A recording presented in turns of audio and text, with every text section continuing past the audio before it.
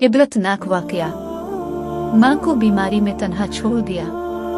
एक शख्स की माँ सख्त बीमार मौत के बिछोने पर पड़ी थी।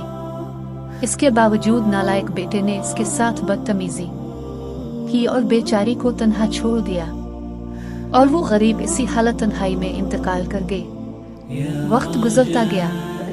30 साल बाद इस नालायक बेटे को दस्त लग गए। वो निहायत कमजोर हो गया। हाथों का क्या यूं आड़े आया कि रू रू कर कहता सुना गया, मेरे 3 बेटे हैं मगर मेरी बिल्कुल परवाह नहीं करते। मैं कई रोज से बीमार पड़ा हूं मगर एक बार भी मिलने नहीं आए।